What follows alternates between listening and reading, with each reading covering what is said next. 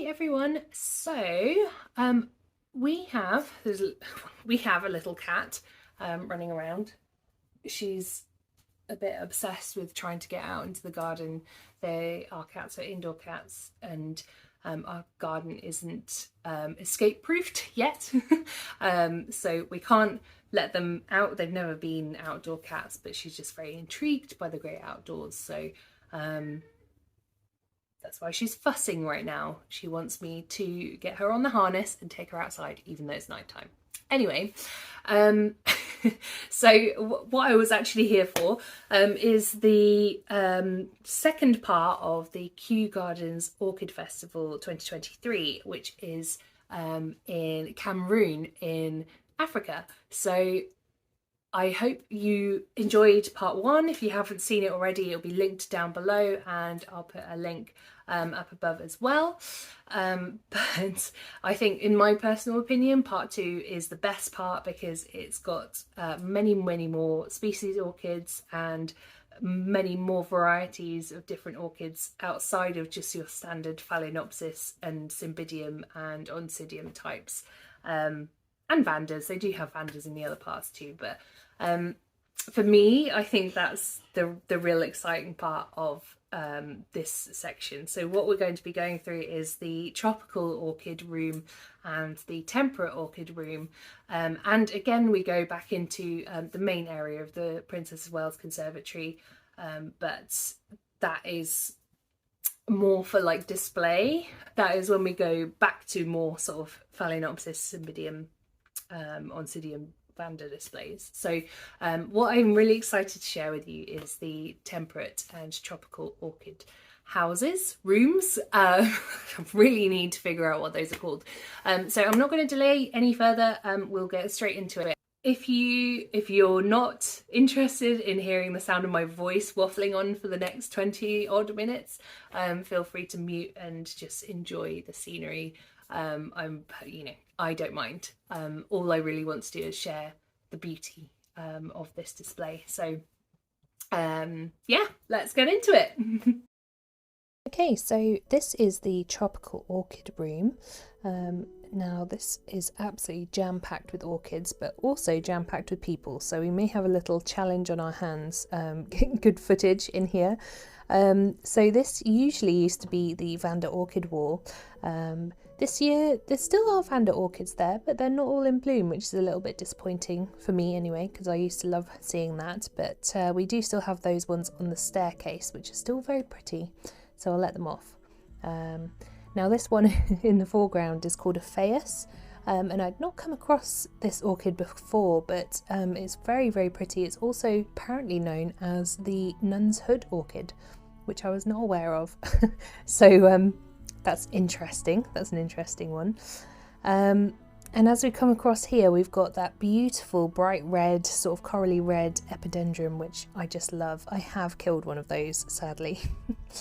And here we've got these lovely little Oncidium Twinkle Bright in pink. So this is a little hybrid that's very often seen in garden centres. They're quite easy to pick up. They're very easy to rebloom.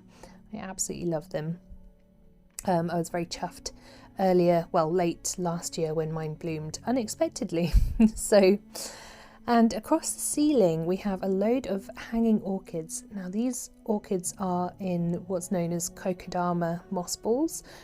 So it's basically where you wrap the root ball of a plant in moss and use that as sort of a hanging display.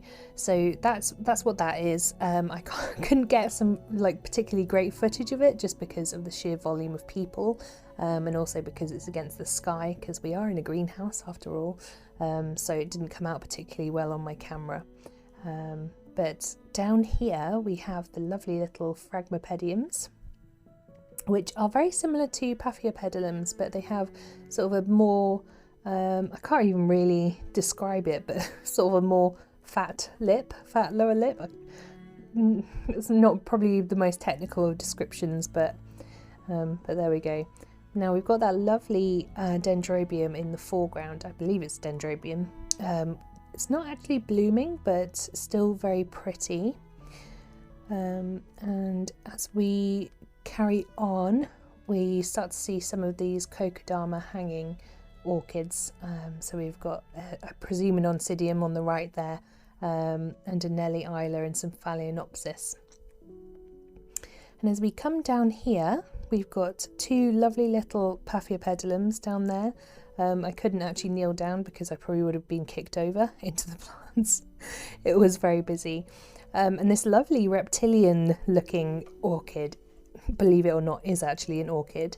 It's called the Grammatophyllum speciosum, and it is actually known as the queen of the orchids. I presume due to its size, because it is just something else. It's very, very beautiful, and to me it looks very sort of snake-like, so I'm a big fan. So we have some normal Phalaenopsis orchids hanging there, some Vanda roots, and as we pan across, we've got another lovely little Epidendrum, which I just love that colour. I mean, it doesn't, kind of makes my camera unhappy, but it's very pretty.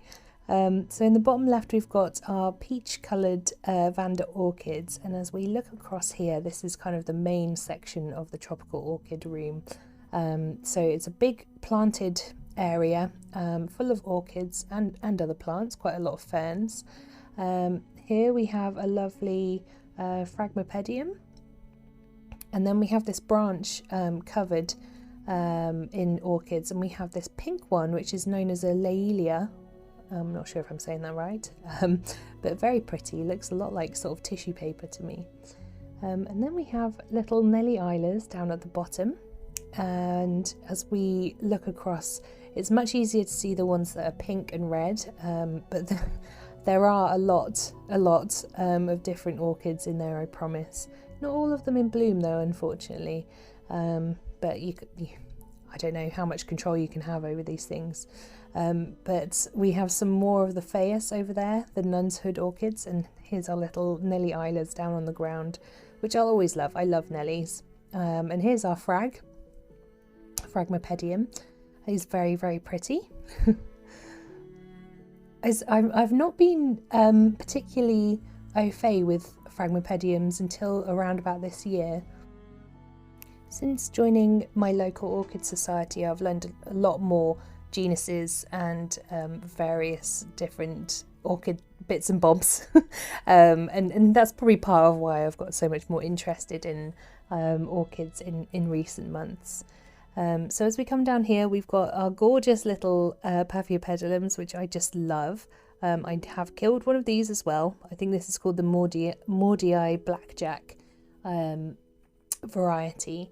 And these, believe it or not, are the leaves of those beautiful Phaiuses. I don't know why, I kind of had this impression in my head that orchids were always quite small, but it turns out sometimes they can be absolutely huge, and it's quite special seeing them of this size. So yeah, love that. So here we have a little bit of information about what makes an orchid.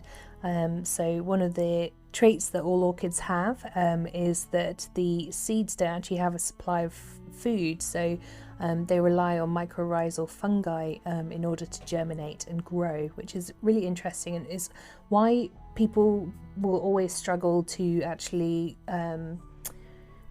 plant and grow orchids from seed, is because for the most part they don't have that the mycorrhizal fungi present in order to make the orchid able to grow. So I love that lovely one at the top, which looks a lot like a fishbone cactus. It's an Angraecum, and it's just gorgeous.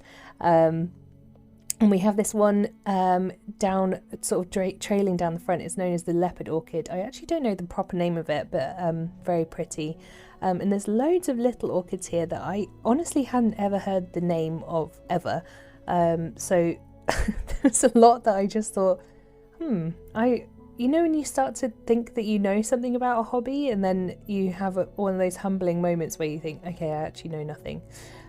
So this sort of glass tank, I understand obviously why they need to put a glass tank in front of these, because a lot of them, well, not all of them in this tank specifically, but a lot of them are endangered, and you know, people can be unscrupulous, so they probably don't want people poking, prodding, touching, picking up, stealing any of these orchids. So that is presumably why they have the tank there, but it does mean that we've got a lot of reflections as I'm filming these, so I'm sorry about that, but there's not a huge amount I can do about it, unfortunately. So in the back there, I think it's one of my favourites actually from this whole orchid show, is the Cymbidium bicolor, I think it is, and I just love it. It just makes me think of sort of bunny ears, and I just think it's really cute. So yeah, definitely. I don't know, sometimes I like the sort of the more simple orchids rather than the big showy ones. So in front of that we have a big, I believe, Cattleya, which always makes me think of tissue paper, always. And then we've got a Brassia, or also sometimes known as Brassivola, which they look like lovely spidery orchids, which I also love. And also love it because there's a number of hybrids that are named after Lord of the Rings characters, or yeah, characters. So I think that's really cool. Now at the top there we've got an Angraecum, which I've sort of panned past quite quickly, so a bit difficult to see. But the Angraecum is quite an interesting genus because one specific species of Angraecum, called the Angraecum sesquipedale, or sesquipedale, I'm not quite sure, has basically a huge, great big long spur as part of the flower. And basically the reason why it's quite an interesting one is because it was gifted to Charles Darwin, and the reason that it's known as the Darwin's orchid, also known as Christmas orchid or Star of Bethlehem orchid, is because Charles Darwin saw this long spur of the flower and said something, I mean not word for word, but something along the lines of there must be an insect with a proboscis, so like the tongue, that is long enough to pollinate this flower with this great big long spur. So the insect must have a proboscis that matches the length of that spur in order for this flower to have survived. And this insect was never discovered while Darwin was alive, but after he died, a moth that actually did have a proboscis that long was discovered, and it proved his theory correct, which is, I think, just really fascinating. So yeah, very cool. Now, we didn't have a cut between these two because there's a lot of people in these two rooms, and I couldn't do it without getting people's faces in, but we have now moved into the Temperate orchid room.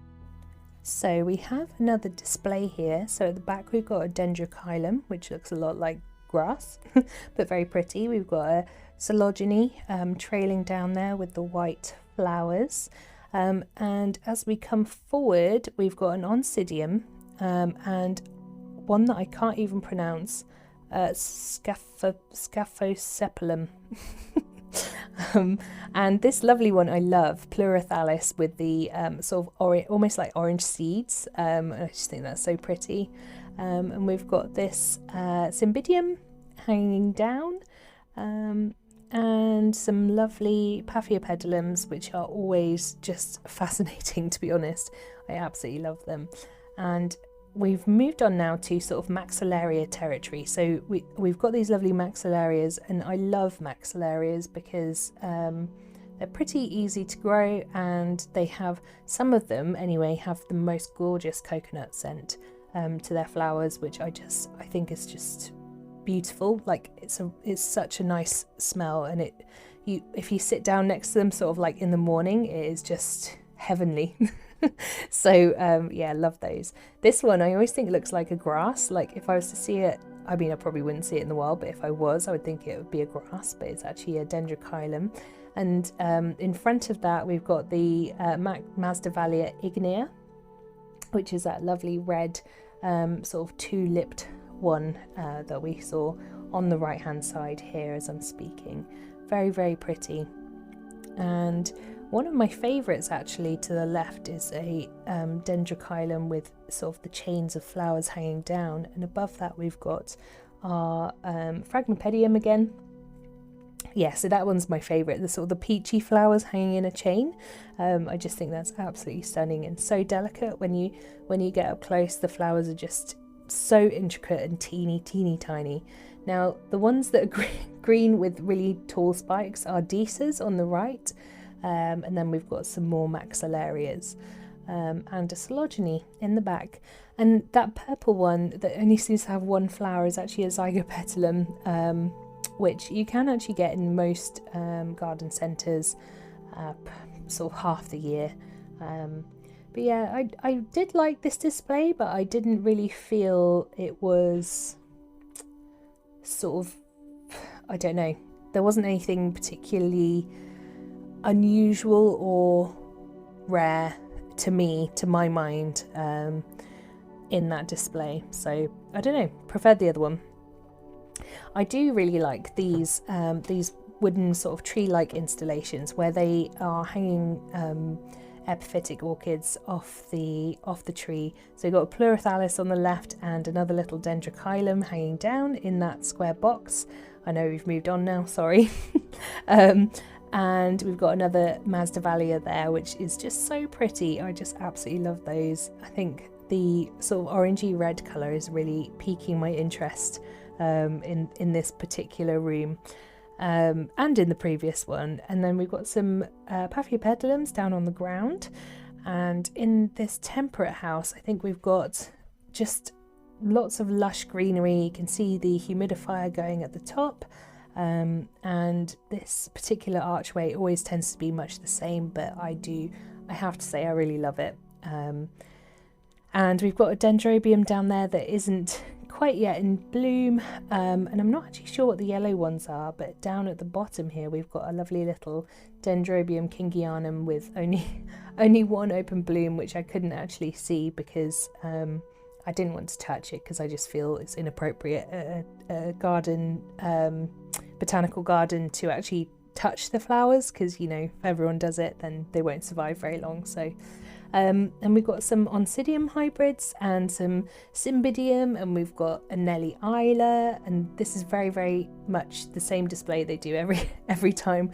Laelia against a backdrop of Hoya linearis, which is how I fell in love with my Hoya linearis, I have to say, because it's almost like a waterfall. I just think it's so pretty. And here, as we move on, we've got a lovely Coleogyne. This one is Unchained Melody, apparently. And then we have another Coleogyne in a slightly different pot hanging here. This smelled absolutely divine. So apparently this is Coleogyne intermedia. I don't know my Coleogynes very well, I'm afraid, so I'll have to take their word for it. So as we come down here, we've got a lovely little selection of Paphiopedilums, some beautiful Cymbidiums, and then some Zygopetalums there.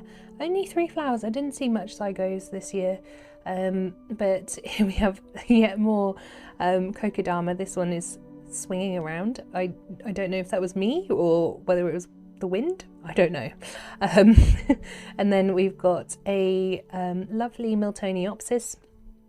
Very, very pretty, and lots more Masdevallias over in this section. So this is an orange one. The one that we saw before was a red one. Don't ask me what the species is. I'm afraid I don't know. I'm really sorry. So it's interesting. They've got so many different orchids in the Kokedama, which surprises me because they have slightly different care needs. But there we go. What do I know? So. I do think they're really pretty though, and I love these hanging Cymbidiums. I just think they're beautiful. I think I'd really like to have sort of a pendulum type Cymbidium. I think it'd be really pretty. Another Masdevallia. I love the colour. I really love the colour. I know this isn't quite the best footage, being that it is against the light, but there we go. But yeah, just lots of pretty flowers, and if it was quieter, I think I would love to just like have a little picnic chair and just look at these and just spend some time gazing at them and enjoying the greenery and enjoying the flower displays. As it stands, the Kew Orchid Festival is just so busy it's not really possible, but there we go. This one, I have no idea what it is, I'm afraid. So here's the little waterfall feature, which I think is really, really pretty. I thought it was quite interesting that this year they didn't have much on display in terms of orchid flowers up in this waterfall display area. There are quite a few flowers open there, but they're just kind of lost in amongst the green, so I couldn't pick out anything in particular there. There's my mum. And then we have this lovely archway, which this one is always a little bit more interesting than the previous one, and it tends to differ each year, which is quite nice. So we've got some more Laelias and Oncidiums, but as we come over to the far side of the archway, we have quite a few more different orchids. I spotted a little epidendrum over there, and now we have a lot of different varieties of orchids. So another Masdevallia. They are everywhere, just after I've said there's lots of different varieties. But lots that aren't in bloom, unfortunately, but they are just still really pretty. Now, I don't know what that white orchid is, unfortunately, so if you do know, please pop it in the comments. I haven't been able to identify it, and I couldn't spot a name tag for it either, unfortunately. Now, what I would love to spend some time doing is looking at these little ones. It looks to me like there's maybe some Restrepias in there, but I, as I say, I'm not great at my orchid identification, especially without the flowers. But yeah, I think I'd like to be able to spend some more time just absorbing what is actually there in terms of the more miniature species of orchids. But hey ho. It was still a very lovely trip, and those flowers are something else. Onto the other side, just before we finish up in the Temperate orchid room, we have some more of these Miltoniopsis, which I think is so pretty. I know I spent last year's video calling them Brugmansia, and they were labelled as Brugmansia, but I don't really know why, because they are Miltoniopsis, and Brugmansia is not even an orchid.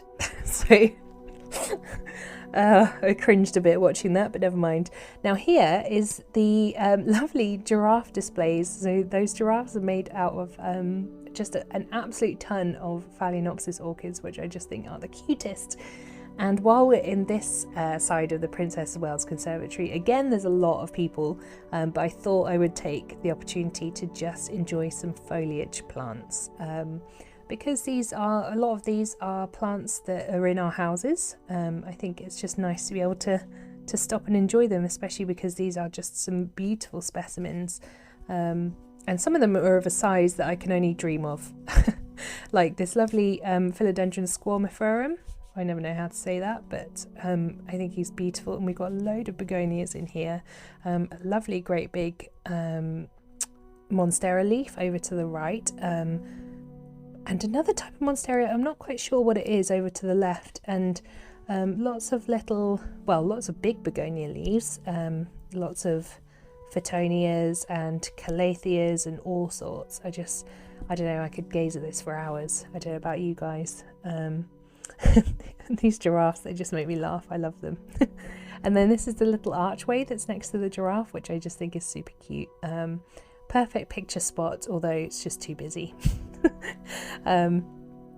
But although they are just Phalaenopsis, I just love the colours that they've chosen here. I just think they're so pretty. And I know they're just Phalaenopsis, but I think what they do with these displays is something very special, and I always look forward to seeing it.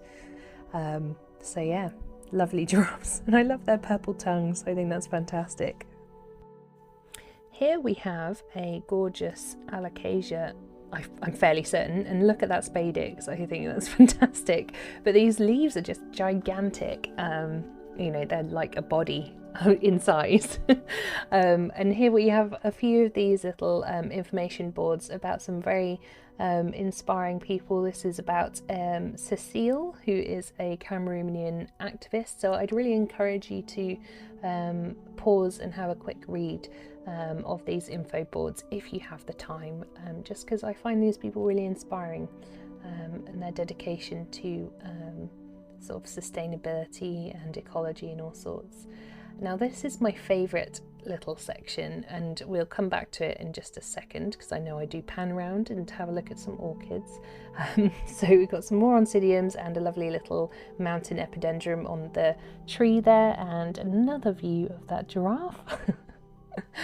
But this particular section here is one of my absolute favourites, and I did take a little video of it myself, mainly more for like my own sort of meditation purposes because it's so soothing and calm. But we've got those gorgeous Anthurium veitchii leaves on the left, and then we come onto these beautiful, huge, great big Anthurium warwickwianums, and in the background we have what I think is an Anthurium crystallinum, or it could be a clarinervium. I can never remember which one it is, but this particular little section, because of sort of the water falling behind it, I just think it's so soothing to look at, so relaxing and calming.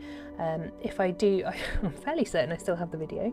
I probably will try and share it in a short, because I think it's just a really nice calming thing to look at and to enjoy. So really puts me in sort of the headspace of natural,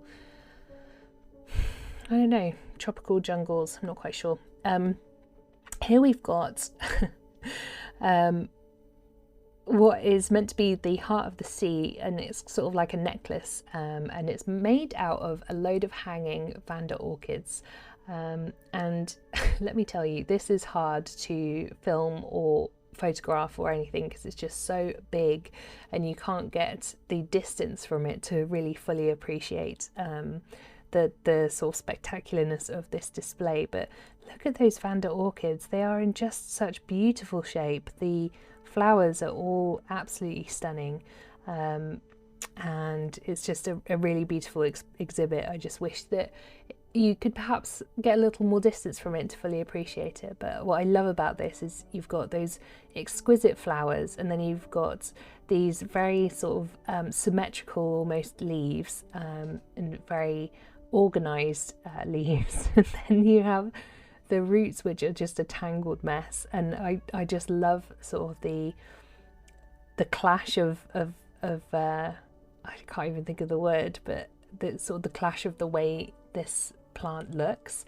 I just think it's so aesthetically pleasing, and I just absolutely love that display. A beautiful place for taking pictures, and I'm sure on social media, if you look at Kew Gardens Orchid Festival, you'll probably see a lot of people standing in front of those Vanda orchids, because let me tell you, it is a beautiful, beautiful display. And it's something else. I think it's fantastic. And we have some more of these little info boards, and we're coming into the final little bit, which is in the desert section of the Princess of Wales Conservatory again.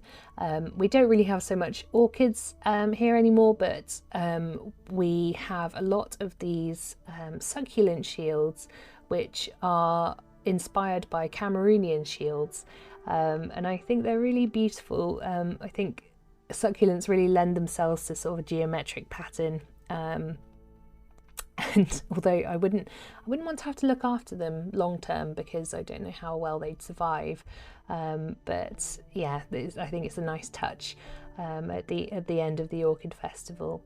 And I couldn't resist getting a little bit of footage of these gorgeous cacti and succulents. We've got a lovely euphorbia on the right there, and then I think maybe some aloes, I'm not quite sure, but some very beautiful mature plants. And I couldn't resist. And then we've got some information here about the Orchid Festival and what Kew puts into it, which is always very interesting. And I do like that, even though we're in the sort of desert section, they put a lot of thought into celebrating Cameroonian culture. We've got yet more shields here, and we did have a little sort of a display of squashes, which I'll just insert here, which was actually a picture because I couldn't get a video without getting other people in, unfortunately. But yeah, so we've got 2 more of the shields, which I think is really cool, just before we exit, and a little display made of bromeliads, which is cute. And I'd really encourage you to pause and have a read of this info board, because this guy is super inspiring. And that is pretty much it. So what did you think of the second half of the Kew Gardens Orchid Festival? I think this is obviously, I mean, I've been quite vocal about it, this is obviously my favourite part of the whole thing. I think the species orchids are always going to be a bit more fascinating to me, although I'm completely wowed by the displays that they managed to put on with the Phalaenopsis particularly, and the various different orchids that they did. I really enjoyed the Vanda necklace chain. I thought that was incredible. Really, really hard to get on film and do it justice. So unfortunately, I just, I don't think you can actually get a real sense of what that was like on film, but hopefully I've managed to capture a little bit of it so you can get a feel for what they were going for. But yeah, I absolutely loved it. I think this is probably my favourite orchid festival so far. I do think that they get better and better each year, and I'm really excited for next year.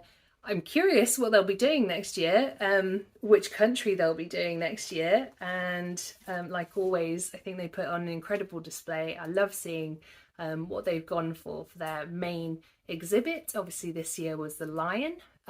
Previous year we had the setting sun, and then before that we had what was it? It was a volcano, and that was quite incredible as well. So I'd love to know what you enjoyed about this second instalment, and let me know if you do actually like orchids, because I'm feeling a little bit like most people are not that into it, but I'm here to share the love. So yeah, I hope you enjoyed. If you did, don't forget to subscribe and like this video, and I will see you again in the next video. Bye guys.